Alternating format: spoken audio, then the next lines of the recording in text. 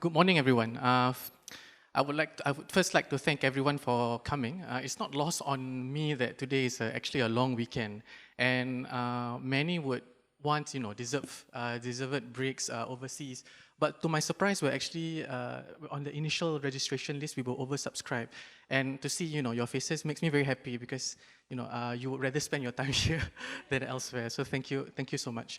Just wanted to share that this job at the Malay Heritage Centre is many things at once. But at the start of today, I thought to myself, this part of the job actually I would do for free lah. Yeah, so so thank you so much. Thank you all for coming. I really appreciate it. So just few agenda items that I need everyone to keep me on task on. Hope I can offload this to you. Number one is if you all could remind me to take a photo with the audience at the end of the talk. That would be much appreciated. And second, most importantly, is we have a feedback form at the end. So remind me to ask you guys to give your feedback so that we can have more data points on what topics that we can present in the future and whether this is a good format moving forward to engage with the topics related to the revamped galleries of the Malay Heritage Centre. So I also want to express my grateful thanks to our guest speaker today, Julian. He has accommodated this talk just before the opening weekend for his upcoming performance, Tunggu Sekejap, The Piramli Suite. Yeah. And I'm sure all of you are aware lah. And in fact, MHC has been presenting the flyers at the entrance of the permanent galleries entrance, which I highly encourage everyone to go to the galleries after this talk, and which is part of the intended format for this series. So before we start, just a note about the program. This session is going to be audio and video recorded, and footage may be used for MHC's official social media channels, YouTube, other publicity purposes, and by attending this event, you acknowledge and consent to this recording. If any of you are not comfortable, just reach out to one of our staff, and we will make arrangements for you. So this is the second session of our Dari Rantau ke Rumah, our public engagement series tied to the Malay Heritage Centre's new permanent gallery. So just a word on what this series is. Dari Rantau ke Rumah is the name of our permanent revamped galleries, which discusses how a unique Malay identity here in Singapore has formed, though it draws on the histories of the wider Malay archipelago. We talk about people, objects, ideas, and how they've traveled through the region, passed to us through our families and our mentors and our teachers, and how they have come to settle here. So this public engagement series takes one particular thread from the narrative, and each quarter for this year, we will follow it and elaborate on it more than what the exhibition format can follow. So, this quarter, given that today is the eve of National Day, I wanted to talk about a particular topic, that of the composer of our national anthem, Pak Zubir Said. So just a note about one of the stories that I like to share. During the reopening day on the 25th of April, I had brought the Prime Minister through the galleries, and we had to do this in 15 minutes. So it was very tightly timed, and as things are, it was one of the most nerve-wracking experiences of my life, having to bring through the Prime Minister to the galleries. And having brought PM through the galleries, giving him a summary, there was one stop that wasn't planned for. It was an extra stop at the end of the tour, at the visitor services at the entrance of the gallery. Dr. Rohana Zubir Said's daughter, had flown in from Kuala Lumpur to come for the reopening festival. And she came to visit the galleries. For some context, she's the author of Zubir Said's biography and is a donor to many of the objects that we're going to talk about today. So she spoke to the Prime Minister and gave him a few words, and we saw him off. And I thought that was the end of the most nerve-wracking episode of my life. The plot twist, she turned to me and she said, "Hadi, I want to see the items that I donated to the center." And so I walked her through, what we did was we walked her through the galleries, and she was the first official public visitor after the Prime Minister.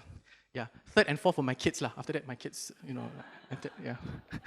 So I showed her the objects, some of which we'll be discussing today. And as I was showing her the items that we had presented, she looked so pleased. And quite frankly, when I was taking a photograph of her and she was taking it with us as well, that was more nerve-wracking than the Prime Minister's tour lah. Yeah. Now I wanted to talk more about the curatorial approach related to how we present pioneers, how we represent important people, tokoh-tokoh Melayu of the community.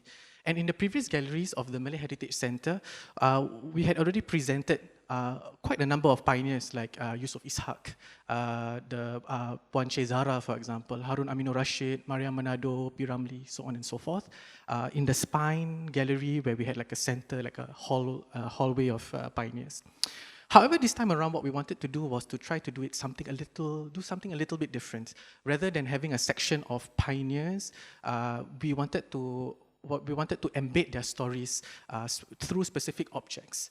And this will let us surface new facets about figures that we already know, while also introducing a new generation of pioneers alongside them. And that was one of the things that we wanted to attempt to do.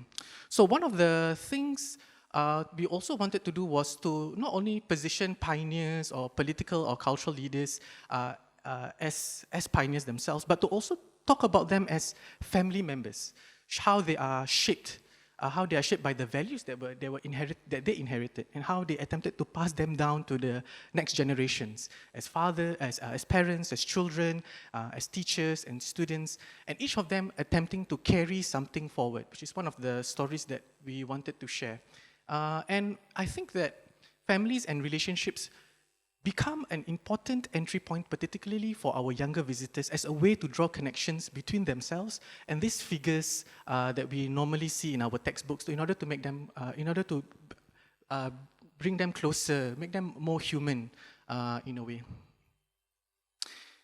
So what's new is that the threads and stories that are coming through a big donation that we had received from Dr. Rohana Zubir to the Malay Heritage Centre over the course of the revamp from Zubir Said Estate. And what that allowed us to do is to let us talk about Zubir Said in a few ways, about his career, about his work within our present narrative of him within Singapore in the 1950s, all the way up until the 1980s. But there was also another donation which we thought was quite interesting, which we got over here, which was this collaborative relationship that he had with the late Nona Asia, whose family we also managed to acquire a donation from. And it was a relationship that went beyond composition, and it also went into teaching. And all of these threads quite fortunately tied together with Julian's work over the last few years. And there are a lot of heartwarming stories that I feel these stories that we wanted to bring to the fore that let us make Zubir Said and his lineage of relationships and students relatable to us today. And that's the story that we wanted to shed light on through the objects that we acquired. So Dr. Rohana Zubir wrote this particular quote while she was trying to assemble her father's biography. I took this from her book in 2012. It could just as easily describe the work that we do here as a curator. The object survives, but the challenge is to reconstruct the context. And that reconstruction itself is a set of choices that we have to make. And this is some of the things that we wanted to discuss over today. So over the course of the revamp, MHC had received over 46 items from Dr. Rohana Zubir from the estate of Zubir Said. And what that allowed us to do is, before this particular donation, our national collection had almost no group acquisition that was tied to a single music pioneer's career. So what existed were, scattered single items that were acquired through dealers and donations. There were a few, for example, music theory textbooks that were authored in Malay for a Malayan readership. So what we got from Dr. Rohana Zubir was actually not an incremental addition. It was a donation that gave us the material to discuss Zubir Said's career in objects that we simply did not hold before. And of these 46 items, 9 of them are spread across the Malay Heritage Centre galleries. So just a quick introduction about Pak Zubir Said. He arrived in Singapore in 1928 when he was 21 years old. He joined a bangsawan troupe at Happy Valley Park in Tanjong Pagar. And by 1936, he was a recording supervisor for the Gramophone Company out of a studio on Cairnhill Road. Part of the job was selecting Malay, English, and Chinese recordings and publishing them. So you can see that from early on, he was not just he was listening to music across languages and communities, not just his own. And the HMV discs that we have from this donation show how he oversaw a commercial music world where Malay and Indonesian and regional popular music flow through the same distribution networks. What was also interesting to note was that after the war, he moved into film with Shaw Brothers and later Cathay Chris through his work and collaboration with composers like Ahmad Osman, attempted to reinvent or to rethink through instruments and notation what the audiences at that time came to hear as traditional Malay film music, and he was in large part of that particular effort as well. It's something to worth thinking about. At the moment, considered modern for this time, he was reinventing what constitutes or what counted as traditional. To the objects that are on display himself, in Gallery 4, we talked about Pak Zubir in the context of Singapore that is undergoing the self-governance and then later on independence. And here, Zubir Said is framed as a musician who firmly believed that arts were crucial for a society that had just achieved Merdeka, not just to build hope and loyalty, but in the context of a multicultural Singapore to help its citizens learn Malay, which was designated as the national language. So in fact, if we go back a little bit before that, in 1957, we have a series of objects here that talk about how he had 10 national songs that were showcased at the Victoria Memorial Hall, including, for example, this particular book is open to Melayu Raya, for example.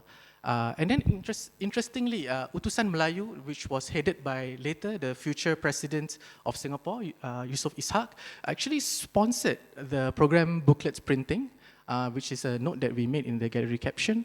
And it also shows that Zubir Said's civic music making was happening on his own initiative before he was even invited to compose the national anthem a year later when the City Council invited him to compose the official song. And through these objects, we can talk about how it went through multiple revisions, shortened and reworked before it debuted in the form that we know in 1959. One interesting object that we found, which is over here on the right, is a shellac test press that is dated 6 January 1960, which was a new object that was donated by Dr. Rohana.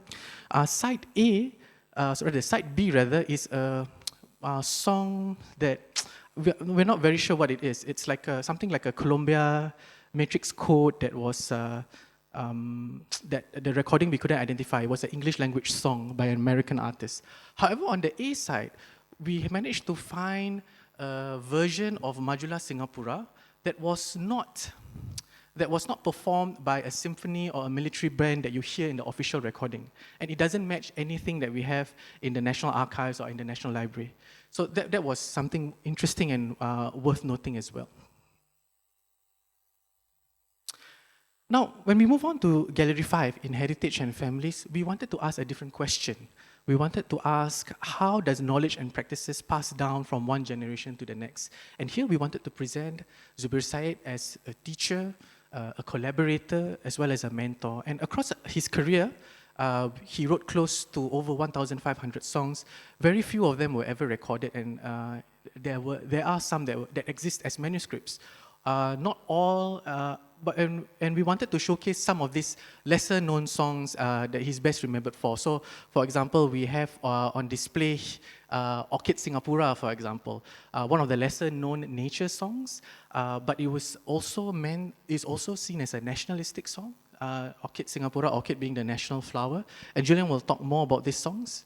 And also, what is also interesting is we managed to this particular object we managed to get from the family of the late Nona Asia. Together they produced Sistem Solamisasi, which was used to teach children, make Do-Re-Mi notation more accessible to children. And the family also donated this personal planner into our collection as well, the one on the bottom right. And there's a story behind how we found this particular object. When the late Nona Asia passed away, we went to her family home at Lorong Melayu. And my co-curator was more interested in the kebayas that Nona Asia had sewn. And there I was twiddling with my fingers in the living room. I didn't know what to do. So I looked to my right and I managed to find a box. And when I opened that box, there were these photographs. And more importantly, this particular lyric book and planner that belonged to Nona Asia that contained handwritten lyrics of songs that were composed by Zubir Said, including for her, Cempaka Biru, which is on one of the pages. But we decided to put up on display another song, Orang Singapura, which is now on display within the galleries.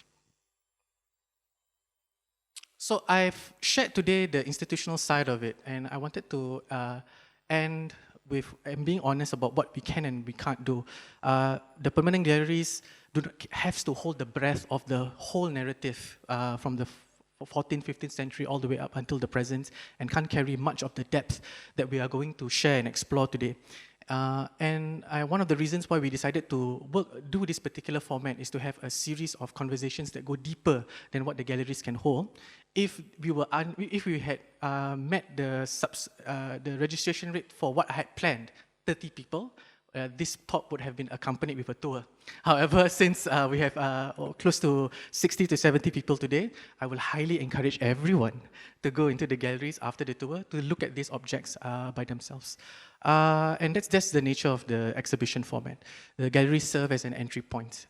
And today is where we can slow down and go deeper into one of the topics that we enjoy. Galleries have 60-word captions. Today we got 90 minutes. Yeah. So that's what I want to do now. I'll hand over the time to Julian. He spent years doing exactly that, and he can go deep into the material. So Julian, over to you. Good morning, ladies and gentlemen. Thank you so much for being here on a Saturday morning. I'm very honored to be here. But first, let me say a big thank you and congratulations to Dr. Hadi and the team at MHC on their reopening. Congratulations. Okay, it's wonderful to be back. I used to come here often before the renovation when I was doing research for a project, Don't Call Him Mr. Marikita, the Zubir Said songbook, which I presented with the theatre company Wild Rice.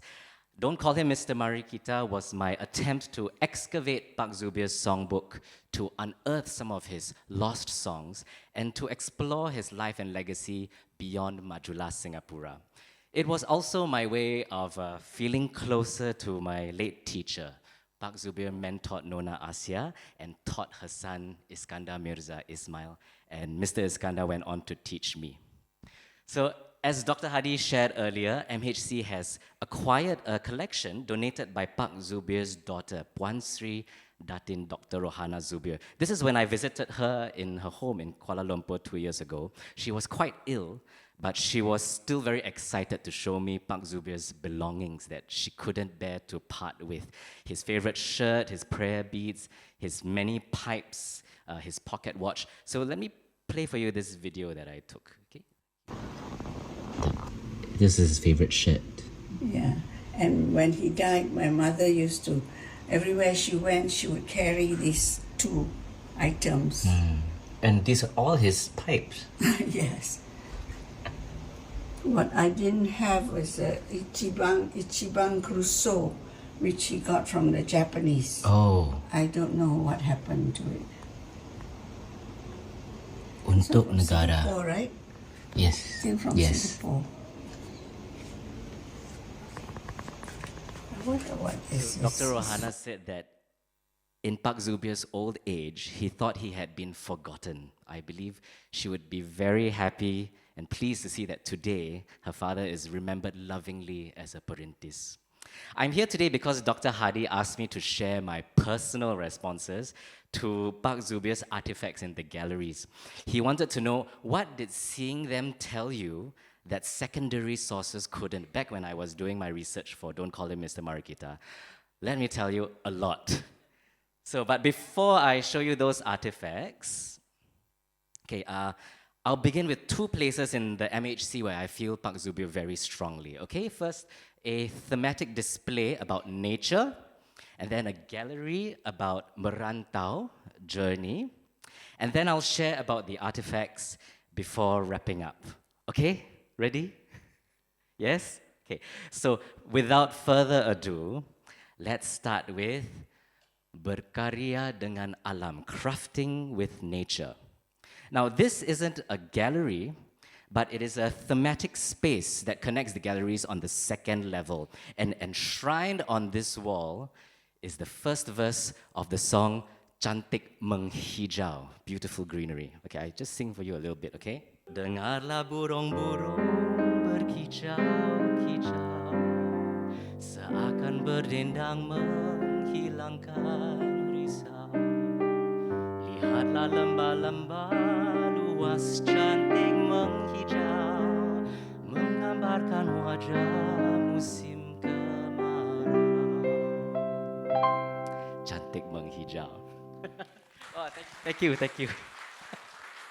Now, after watching Don't Call Him Mr. Marikita, Dr. Hadi reached out to me through Wild Rice for information about this song so that his team could display these lyrics. Cantik Menghijau sets up something very important about Pak Zubir, and that is his love of nature. Flowers and plants feature prominently in his songs. Kumbang dan Rama-Rama. This is a song from the 1948 film Cinta. And fun fact, I came across this song at the old MHC when it was playing on loop. It used to play on loop. And I was very struck by it because it was a very sexy swimming scene. And the song starts like this. Di musim kemarau bunga-bunga dalam taman bermacam warna berkembang-kembangan. And then it ends with two doves atop a tree symbolizing romance. Lihatlah burung-burung merpati di atas dahan, berdekat-dekat, berganding-gandingan. Right, many of us would know Sayang Disayang. The first half of the song draws on nature to evoke sadness and longing. Angin menderu, dahan jatuh menimpa batu kuburan, murai terkejut berkicau-kicauan, langit mendung diliputi awan, alamat bumi disirami hujan, sayang disayang. Well, I see a lot of you singing along. You can sing along, okay? Thank you very much. Don't be shy, okay? And finally, Singapore is beautiful because it is full of trees, leaves, and flowers. Singapura berpohon, berdaun, berbunga, sungguh istimewa, indah permai. You know, Dr. Rohana said when she was in University Malaya, she was invited to give a talk on the role of flowers in Malay culture, and Pak Zubir wrote the entire paper for her. Nature was inseparable from his life and music, and the reason is right here, okay? On display is a decorative house panel from a Rumah Gadang, a Minangkabau ancestral home in Bukit Tinggi, Pak Zubir's hometown. Back then, before Indonesia's independence from the Dutch, Bukit Tinggi was called Fort de Kock, K-O-C-K. This very panel was acquired by the National Museum in 1931 or 1932, when it was still the Raffles Library and Museum. It came from Bukit Tinggi, only 3 or 4 years after Pak Zubir arrived in Singapore at the age of 21. So, I don't know, he could very well have seen this back home. Now, I'm going to magnify it to show you the floral carvings, the ukiran. You can still see traces of the bright red and yellow paint. In Minang carving, the flower motif symbolizes bright life. It contrasts this with the house panels from coastal Malay neighbors. They are all monochromatic. The Rumah Gadang embodies the Minang adat, the traditions and customs that define Minang identity. In fact, the roof itself is the story of Minangkabau, which means literally victorious buffalo. Adat would become central to Pak Zubir's work. Indeed, one of his lines that we all know is, Adat dan budaya junjung tinggi. Understanding the Minang adat is key to understanding Pak Zubir. The entire philosophy rests on this Minang peribahasa, this proverb, alam takambang jadi guru. Nature, when it flourishes, becomes our teacher. And it wasn't just flora, this love extended to fauna. Dr. Rohana said Pak Zubir had boundless compassion for all creatures and he loved his animals. They kept cats, they nursed stray puppies, and they even owned a goat. The house was always full of chickens and birds. His favorite pet was a green parrot. So these words on the wall, dengarlah burung-burung berkicau-kicau, seakan berdendang menghilangkan risau, they weren't just lyrics. Humbling oneself before Mother Nature, living in harmony with her was a tenet of Pak Zubir's life, and naturally that found its way into his music over and over again. And because nature is a teacher, it guides young men on their journey into the world in search of knowledge. They are merantau. And that brings me to Gallery 3. Dari merantau hingga menetap, from journeying to settling. Now, merantau is a traditional practice within various Malay archipelago communities. It is a very specific kind of journey. You leave home to seek ilmu, knowledge, livelihood, and life experience. Literally, merantau means to wander. This practice is especially strong among the Minangkabau people. In their matrilineal system, young men don't inherit houses or land, so they have to leave their villages in West Sumatra early to find their worth in the world. As Pak Zubir writes, supaya kita ada harga di mata dunia. One of his famous songs from the film Tunang Pak Dukun goes like this. Jauh kita merantau, pai merantau, naman kampuang selalu takunaju. No matter how far we journey, we still think of our home always. But for Pak Zubir, home was also complicated. He was a rebellious young man. He was very proud to be Minang, but he didn't always agree with the entire body of customary law, the adat berpate. He upheld his culture, but he also wanted to escape some of his restraints. Now, this tension between our roots and finding our own path is also the story of heritage. I think it's very familiar to us. Choosing what endures, what is renewed, what is adapted, and what is let go. Pak Zubir's merantau brought him to Singapore. Dr. Rohana says he found his Mecca here, but he never forgot his home, his Minangkabau roots. And because of his merantau in 1928, Singapore has been living with the rewards of that journey ever since. Now, today I'll share my reflections about these 5 artifacts.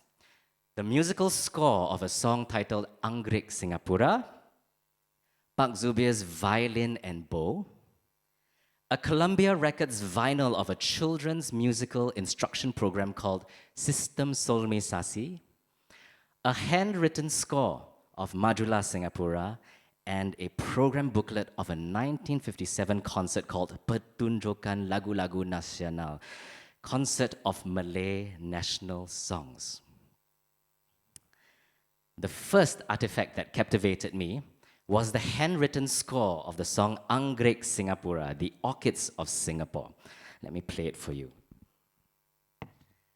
Bunga anggrek Singapura, sungguh masyhur di dunia, warna indah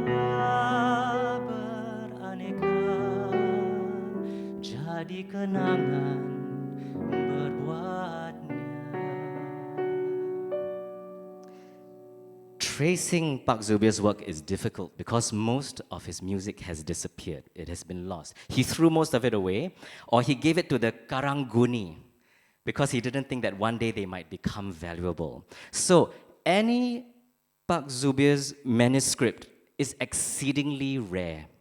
And this one is remarkable because it has accompaniment, melody, and lyrics. It is complete. Most are not. Let me show you what I was working from in my research. Just the melody and the lyrics. You don't need to be a trained musician to know that there's a lot missing here, right? This transcription is from a book called Zubir Syed, His Songs, published in 1990 by the Singapore Cultural Foundation. There was an open call to all Singaporeans. If you know the lyrics and music of songs by Zubir Syed, step right into the culture ministry. And later on, the article says, you can sing them or tape them at home or with the ministry's help so they can be transcribed. Now, before I carry on, please know I am not criticizing this initiative in any way, okay? For a long time, these transcriptions were all that were available, so it was very, very valuable. But when I saw the original manuscript, I couldn't stop staring at it because it is so much richer. And how I wish I had seen it while I was putting my show together, because the transcription had mistakes. First of all, the tempo. It's a bit of music theory, huh? Hope you don't mind. The transcription says slow, but Pak Zubir meant it to be andante, at a walking pace, not slow. And the lyrics are wrong. I was working with Jadi kenangan berbuatnya. Pak Zubir's actual lyrics are Jadi kenangan berbuat selamanya. Very different, the meaning, right? Now, look, and because of this, there are two missing notes in the transcription. Now, look at the ending. The transcription doesn't end on do, what we call the tonic. It goes, Jadi kenangan berbuatnya. Now, when I saw this transcription, it really puzzled me. So in my version, if you watched Don't Call Him Mr. Marikita, I repeated the line and manipulated it so that it could end on the tonic. But actually, Pak Zubir had intended to end on the tonic after all. Jadi kenangan berbuat selamanya. And finally, the performance, this last note, the performance directions are missing in the transcription. This symbol, this semicircle with a dot, is called a fermata. It's an instruction to hold on the chord. This wavy line in the left hand is an instruction to arpeggiate the chord or to spread it out. This entire last bar is missing from the transcription. So I had no idea that Pak Zubir had actually written this charming outro. Jadi kenangan berbuat selamanya. Wow.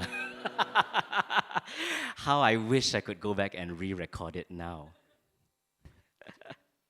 Now, this text gives us a window into Pak Zubir's creative process too. The first thing I notice is that the melody is in the bass clef. In the left hand. Why? Was this written for a baritone or bass singer or a cellist or a bassoonist? We'll never know. Or could it have been a left-hand exercise for the piano? Was this meant to be a proper piano score, or was the accompaniment added later as an afterthought or a reference? Now look at the fingerings in the left hand. They are complete. I'll just darken the fingering numbers on the first system to show you. So to me, it feels like a piece for students to practice the left hand, and maybe the teacher plays the right hand to accompany the student. Or perhaps it was an exercise for students to practice independent articulation in both hands, because all the slur marks in the left hand ask for legato, and all the dots in the right hand ask for staccato, separate playing. Something like this. Legato.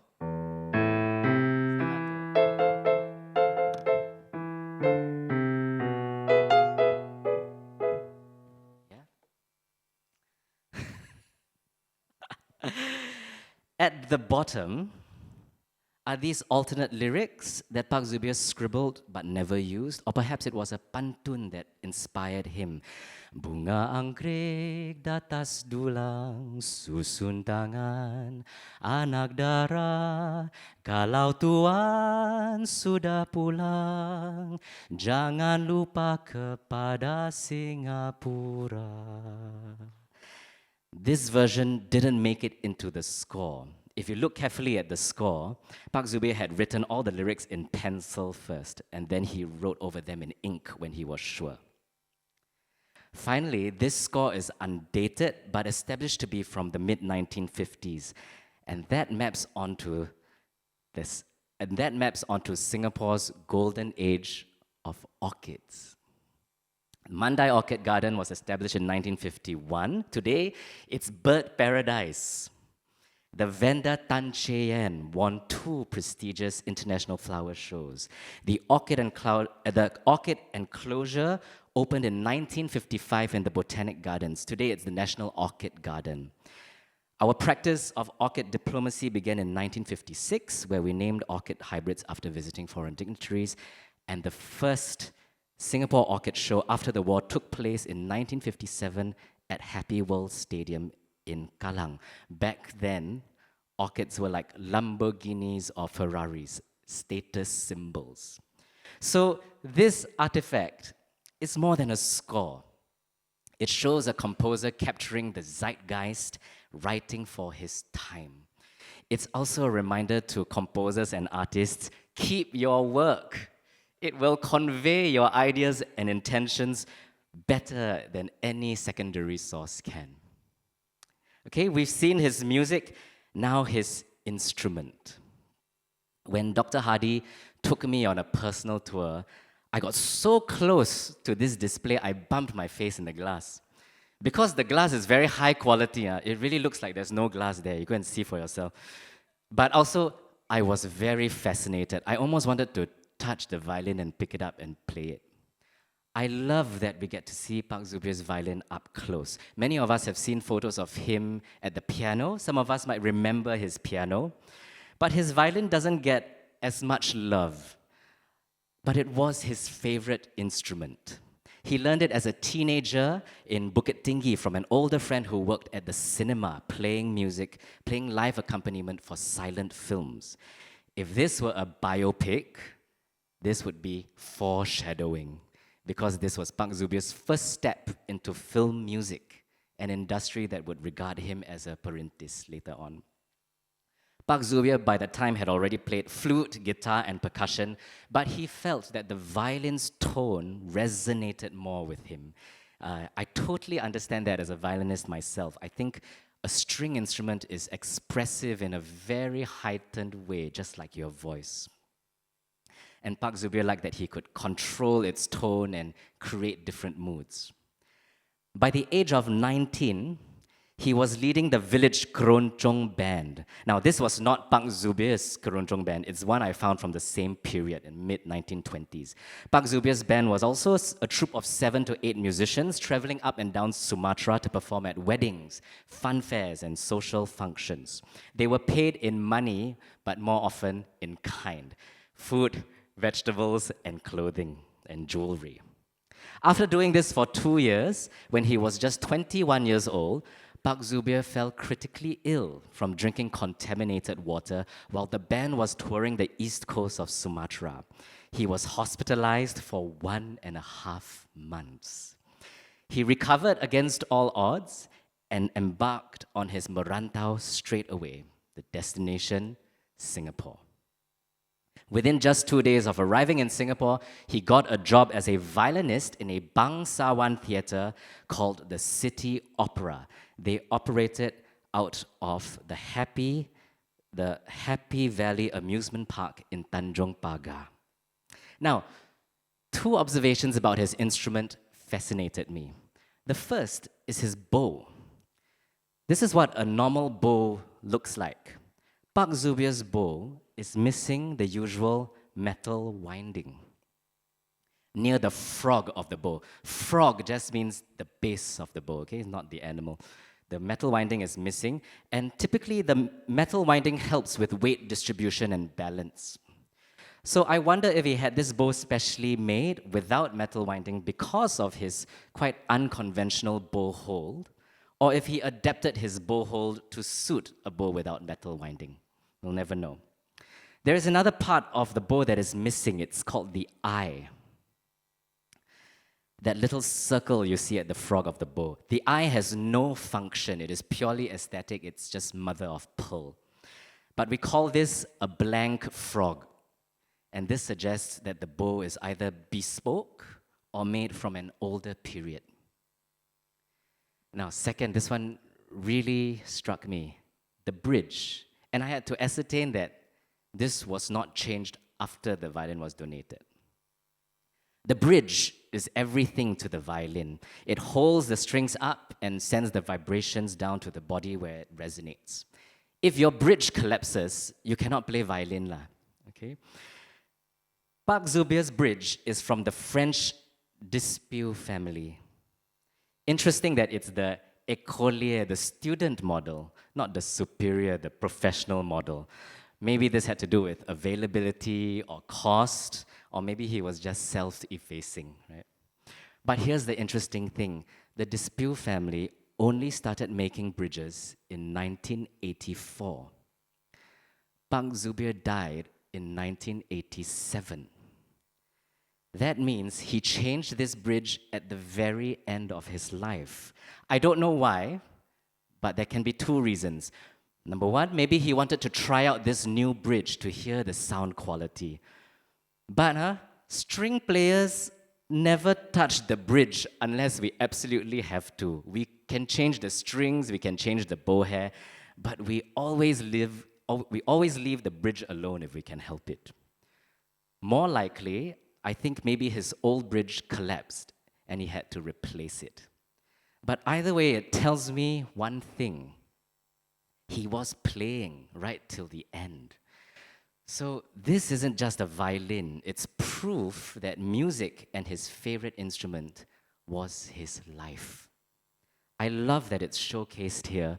I do miss his grand piano, but Dr. Hadi tells me that it has to rest for the next 10 years in the Heritage Conservation Center so that it can meet a new generation of Singaporeans in the future. So really kudos to the conservators who do all this very invisible but important work. Okay, before I show you the next artifact, I want to give you a bit of background about Pak Zubir's teaching. You okay for a bit of music theory? Okay. This is from the textbooks he wrote. And I must thank the National Library, Lee Kong Chian Reference Library. Just last week, they allowed me to access this material. Okay, System Solmisasi is a method of learning music using numbers 1 to 7, corresponding with the notes in a major scale. So, do, re, mi, fa, sol, la, ti becomes 1, 2, 3, 4, 5, 6, 7. This numbered notation is actually used around the world. In Chinese traditional music, we call it jianpu. Okay? In 1956, you can say, okay, do, re, mi, fa, sol, la, ti, 1, 2, 3, 4, 5, 6, 7. In 1956, Pak Zubir presented a paper at the Third Malay Language and Literary Congress, proposing that all schools adopt Solmisasi in their music curriculum. He recommended that children should start learning Solmisasi from primary 4. The reception to this was lukewarm. But he didn't stop. He was determined to push this system out. So in 1959, he published Perjalanan Menyanyi System Solmisasi, singing lessons through the Solmisasi system. And in 1965, he published Membaca Music Book 1. Pak Zubir went to schools to train teachers in this system. He invited them to his house to learn it for free. And then with Columbia Records, he recorded the instructions for children on vinyl in 4 parts. This is the vinyl on display. He narrated ulasan Zubir Said, Mak Nona sang Suara Nona Asia, and this is Bahagian Kedua, part 2. If you want to see part 1, you just go to the other side of the glass cabinet, okay? The vinyl is undated, but it has to be after 1956, after that Malay language congress. You know what struck me most about this vinyl? Is this beautiful illustration. I was hoping to buy a print because it's so beautiful. I love it, but I don't know why Pak Zubir is playing the trumpet. Yeah. My first thought was that because it's the 1950s, maybe Columbia Records was trying to evoke the hottest jazz duet of the day, Ella Fitzgerald and Louis Armstrong. I tried to find the artist of the illustration because I was hoping to buy a print, but I've had no luck. So at first I wondered if it was Arnold Roth who did the Columbia Jazz Records. He illustrated all of Dave Brubeck's jazz records. And I do see some similarities, but I think it's unlikely. I even wondered if it might have been Charles M. Schulz, but cannot be because it's not Peanuts, right? So if anyone knows, please tell me, okay? Anyway, why did Pak Zubir care so much about System Solmi Sasi? I think it goes back to how he learned music. As a boy in Bukit Tinggi, a primary school teacher, a Dutch lady, saw his talent and taught him numbered notation, and that opened up his world. Then he came to Singapore and joined the City Opera. When he saw that all the musicians were reading from Western staff notation, he was lost. 5 lines and so many symbols. It was totally foreign to him. So to catch up, he borrowed all the scores from the City Opera and translated them into numbers. Let me show you how. Okay, this is Pak Zubir's song, Orang Singapura. Okay, the first step is to figure out the notes in letter notation. So this is in G major, right? So this is a very painstaking process he would have done on the violin. He would figure out that these notes are D, G, F sharp, E, D, G, and so on and so forth, okay? So this is half the job.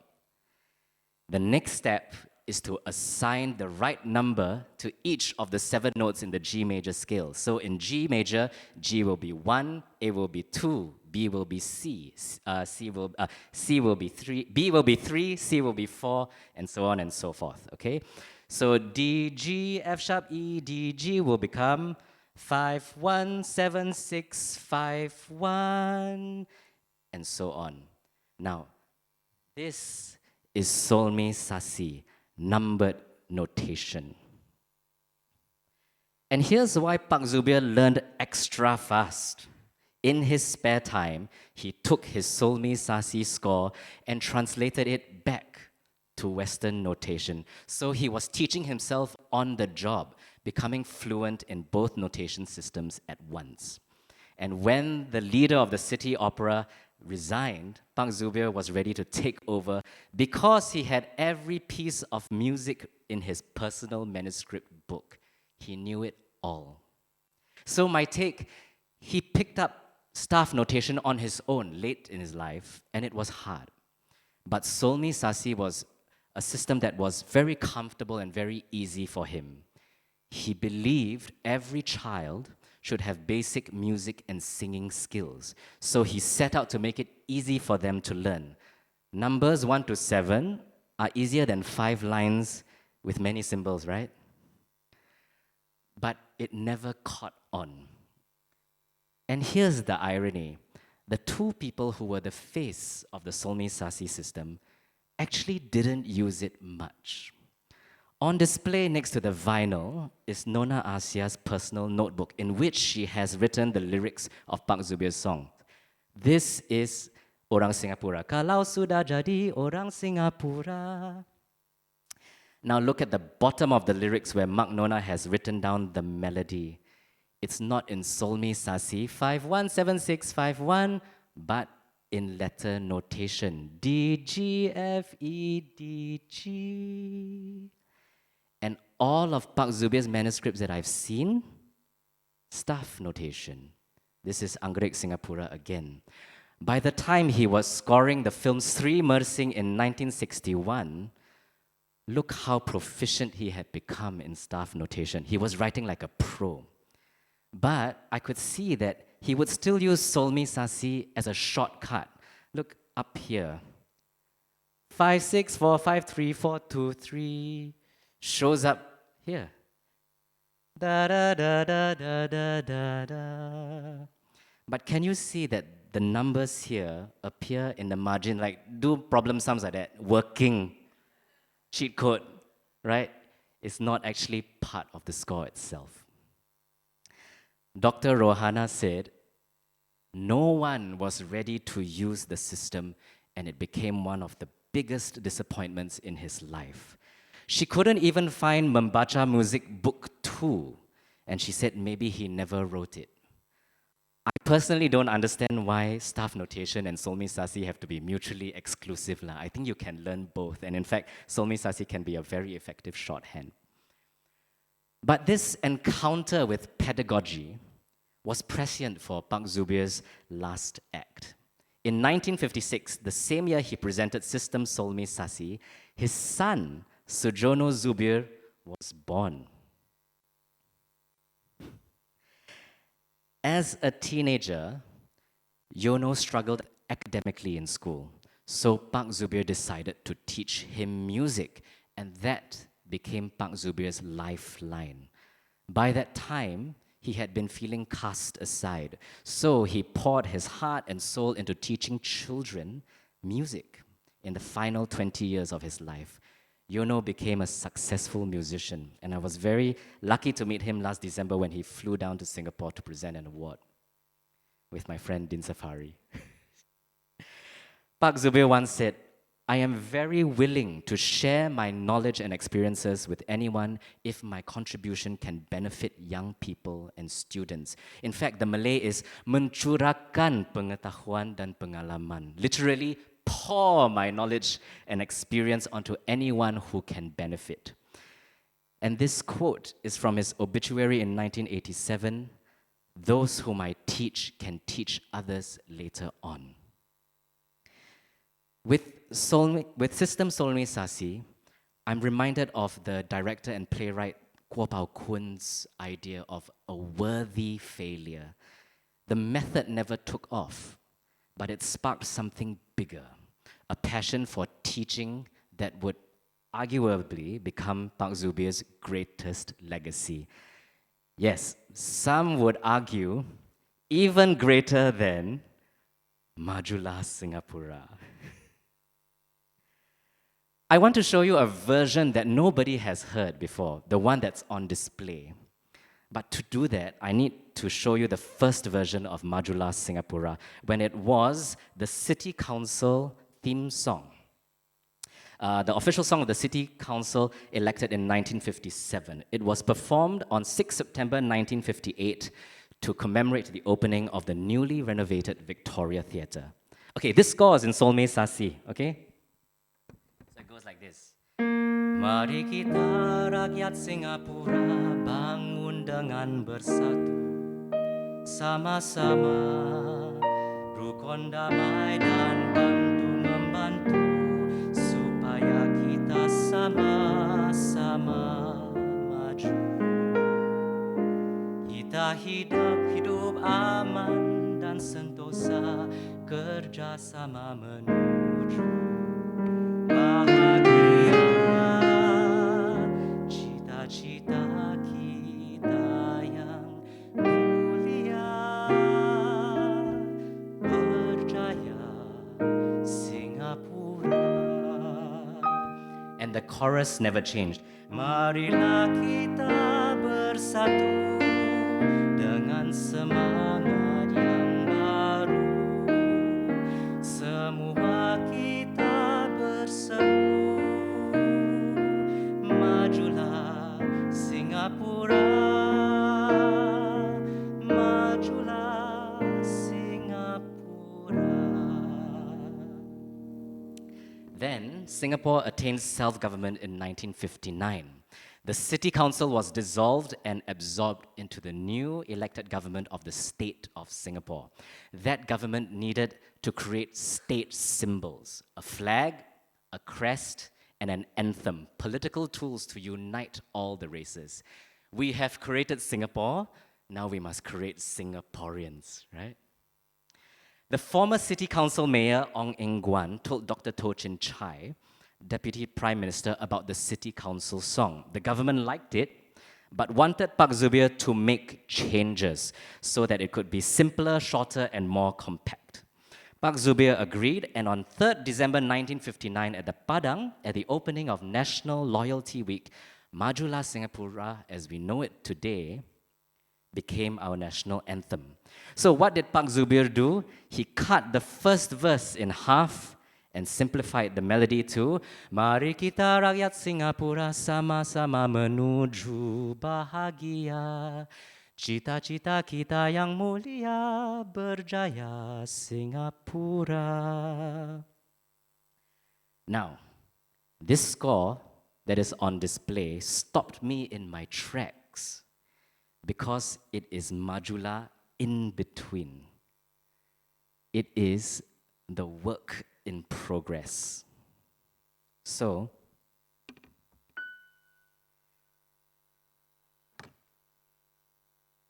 bangun dengan bersatu sama-sama became bangun sama menuju bahagia, which he crossed out and changed to bersatu dan menuju bahagia before it became the version we know today. Sama-sama menuju bahagia. Obviously, he was trying to find the best way to land on bahagia. Very important to him. In the original, it was the climax of the song. Bahagia. Right, so I think he was trying to find a way to retain it. And what we know today as cita-cita kita yang mulia berjaya Singapura, he sketched 3 possible melodies. Okay, let's listen to it. This is version 1. Cita-cita kita yang mulia berjaya Singapura. Okay, now version 2. Cita-cita kita yang mulia berjaya Singapura. The only difference is how he set the word berjaya to music. In version 1, berjaya is on the strong stress, it's on the downbeat, right? In version 2, the stress is on the last syllable. Berjaya Singapura. That's the wonderful thing about writing songs in Malay. The scansion is flexible. Berjaya or berjaya all sound okay. Now, not like English. If you were to sing the word success, right, the stress must be on the second syllable, success. If you stress the first syllable, it becomes success. It will sound very wrong, right? Okay, anyway. He rejected version number 3 straight away. He cancelled the whole thing. Let's see why. Okay? Version 3. Cita-cita kita yang mulia berjaya Singapura. You shake your head. Don't lie. Yeah. I think he probably didn't like that it did not end on do, the tonic, right? It just doesn't feel like a proper cadence, the end of a musical sentence. Now, none of these sketches made it into the final version that we know today. And that's why this artifact on display is so important. It is the bridge, the intermediary work between Majulah Singapura as our city council song and our national anthem. This score is undated, but it has to be between 5th of June 1959, when the new government was sworn in, and 11 November 1959, when the state symbols were tabled for acceptance at the Legislative Assembly. Two small details. In Pak Zubir's hand, there is no exclamation point in the title. And he highlights the la in Bohan, the suffix. To me, that says everything. He didn't mean it as a command. It's not onward Singapore exclamation mark. He meant it as a wish, majulah, a prayer, in his words, a little prayer for the progress of Singapore and the unity of its people. Majulah, Singapura, may Singapore prosper. This note at the top left-hand corner is misleading. When I was shown this artifact, I was told it is a school version because of this phrase, for schools. But I think Pak Zubir's full phrase is, for schools in A. I think he was making a note. When we teach the anthem in schools, maybe do it in A major, not G major. He might have been worried or concerned that G major was too low for young children. But he needn't have worried because in 2001, we officially lowered it to F major. Because we all cannot sing in the morning, right? But whether it's for schools or not, this artifact is huge. It documents Majulah Singapura's transformation from city council song to national anthem. And it shows Pak Zubir's labor, word for word, note for note, just to get it right. All the more reason we should teach it properly, sing it with respect, and ask ourselves, have we lived up to this prayer? And now, how are we doing for time? Okay, good. And now, I've saved my favorite artifact for last. The legend of Majulah Singapura is so huge, right? It colors every aspect of Pak Zubir's life. But to me, the artifact of real importance in this gallery is the concert program booklet of Pertunjukan Lagu-Lagu Nasional, concert of Malay national songs. Until I saw it in Gallery 4, I had only ever known it by its cover page. I never knew what was inside. This concert on 7 July 1957 at the Victoria Memorial Hall sealed Pak Zubir's fate as the composer of our national anthem. Yes, this concert in 1957 was his audition. He just didn't know it. The next year, when the City Council needed a theme song for the Victoria Theatre opening, the superintendent of Victoria Theatre, Mr. Yap Yen Hong, recommended Pak Zubir. Why? Because he was so impressed by his songs from this 1957 concert, a show of loyalty to Malaya ahead of Hari Merdeka, independence from British rule, 31st August 1957. Now, in this concert, there were 10 new national songs, 8 of which were written by Pak Zubir. People said he monopolized the concert. But the truth was simpler. The committee got very few submissions, fewer than they expected. So he had no choice. He took it upon himself to write more.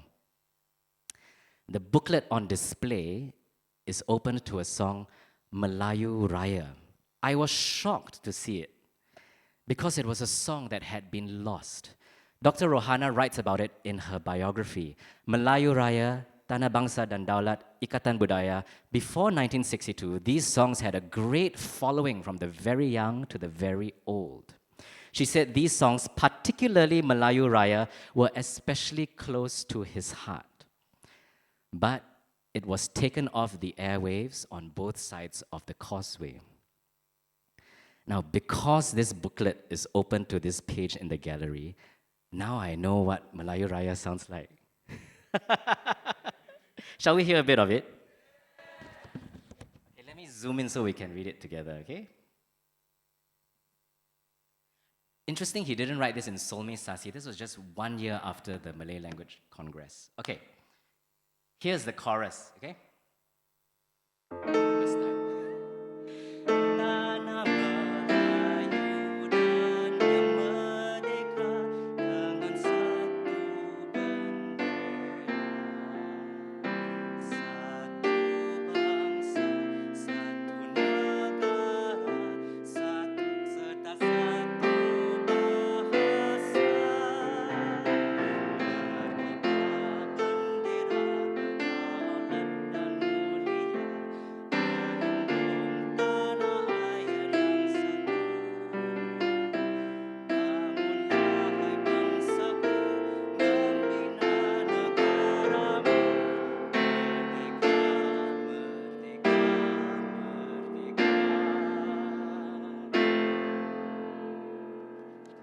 Thank you. Now, can you hear the feeling in this music? That was what leapt right out of the page to me when I saw it in the galleries. And I think I can understand why it disappeared from the airwaves and national consciousness. I'm unpacking this based on new evidence from the Albatross file, okay? Strap in. Okay. Now, first, the context is 1957. When Pak Zubir wrote this in 1957, Tanah Melayu referred to the Federation of Malaya gaining independence from the British. It was a celebration. Tanah Melayu, not Tanah Inggris. Right? Remember, this concert was in the lead up to Hari Merdeka. Then came the merger in 1963. The reunification of Singapore with Malaya, Sabah, and Sarawak to form the Federation of Malaysia. There was broad support for a merger, but the terms were unequal. Singapore would join Malaysia, but be politically contained. But still, Malayanization or Malay sovereignty was accepted as part of the deal.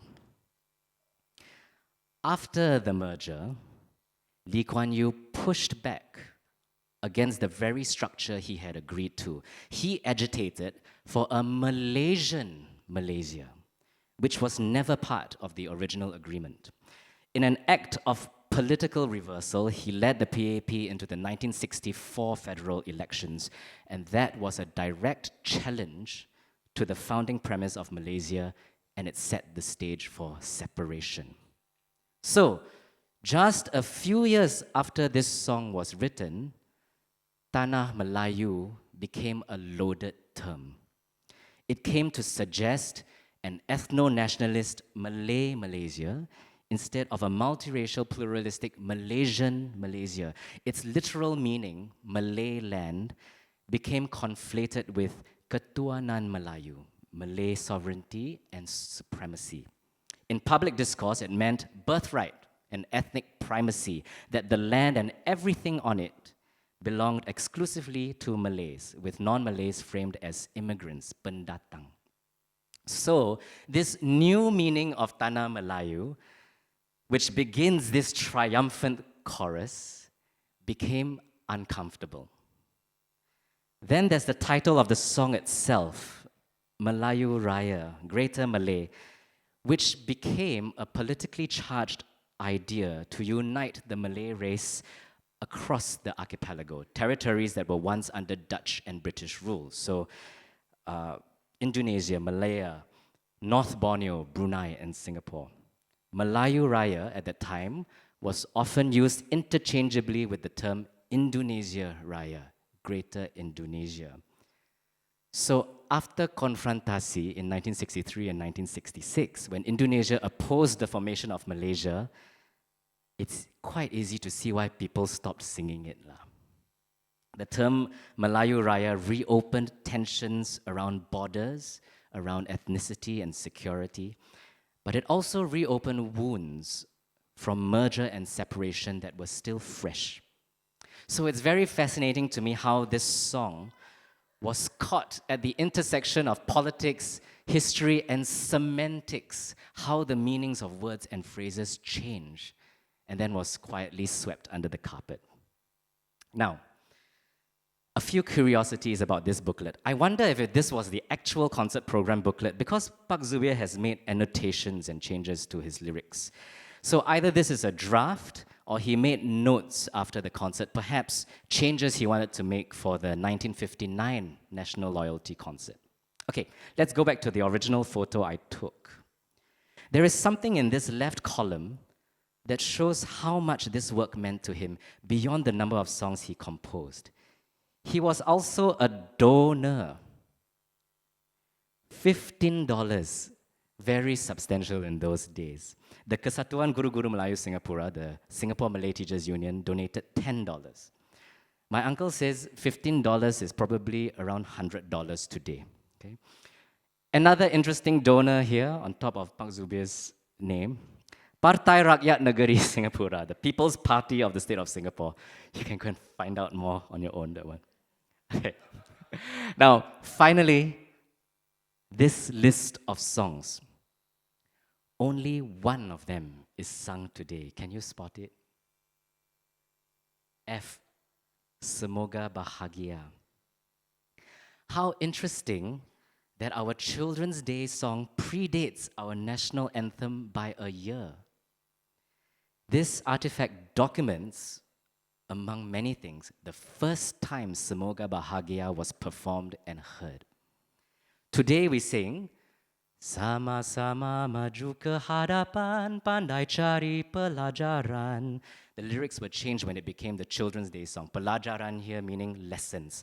The original lyrics were, Sama-sama maju ke hadapan, cari ilmu pengetahuan. Either way, it was about knowledge, seeking knowledge, always seeking knowledge. Adat dan budaya junjung tinggi, uphold your customs and culture. And then quickly fulfill your dreams, supaya kita ada harga di mata dunia, so that our worth will shine in the eyes of the world. And finally, semoga bahagia. I think Pak Zubir loved this word, bahagia, because it meant much more than happiness. The older meaning was blessing. So it's not something you achieve. That's why I never liked the official translation. You cannot achieve happiness, right? It's not a KPI. No, you find it, you cultivate it, you experience it, and then you share it. Ilmu, adat, harga di mata dunia, bahagia. When I consider Semoga Bahagia in the context of Pak Zubir's life, I read it as the story of his merantau. He was setting his own journey to music, and perhaps that's why it still finds us and why it resonates so deeply. Remember, when he wrote all this music, he wasn't even a Singapore citizen. He received his citizenship in 1967, 10 years after this concert. But Minang or not, he chose and committed to this place as his home. Dari Rantau ke Rumah. For better or worse, Singapore was it. He had a peribahasa for it, of course drawn from the natural world and attributed to him quite often. Di mana bumi dipijak, di situ langit dijunjung. Wherever your feet touch the earth, that is where you hold up the sky. If the booklet had been opened to the first page, you would have seen Pak Zubir's foreword. National awareness cannot be forced on an individual, it has to be felt. Singing and songs, and national songs in particular, can contribute towards national unity, so very essential for a united front towards achieving independence. This booklet represents a composer who understood that music is a language of feeling. And he understood music's power in civic life long before he even wrote the national anthem. Because music lodges in our emotional memory and becomes part of our collective consciousness in a way that no other art form can. That's why arts education matters. At its core, it is civic education, the education of the citizen, the rakyat. And I dare say, in our crazy, divided world today, it is more important than ever. So, a manuscript that shows us his process, a violin that shows us his life, a teaching system that failed but led to his greatest legacy, a draft of Majulah Singapura that shows us his labor, and a concert program that shows us his belief that songs can unite a nation. Now, the manuscript was almost thrown away. the violin bridge was changed in the last 3 years of his life. System Solmi Sasi never caught on. Majula went through many rewrites before it became ours, and we only know one of the songs from this 1957 concert. But taken together, they trace the through line of Pak Zubir's work, and that is, he took his work very seriously. Word by word, note by note, student by student. He wasn't a Singaporean when he composed the Singapore national anthem, but he loved Singapore to the limits of his soul, in depth, in breadth, in height. It was his bumi, earth, and langit, sky. And we are richer for that love. Earlier, I shared with you the very first version of Majula Singapura, right? I love it. Okay, that exclamation mark is not from his own hand. Huh? I love it because it wasn't just a call to unite and prosper. It also told us how.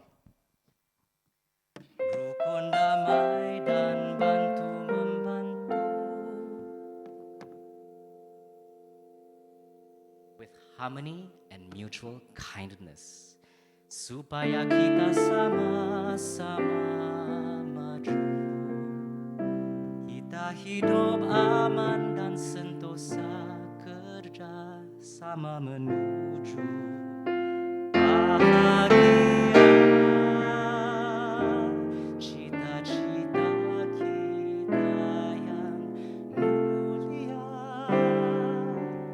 berjaya Singapura.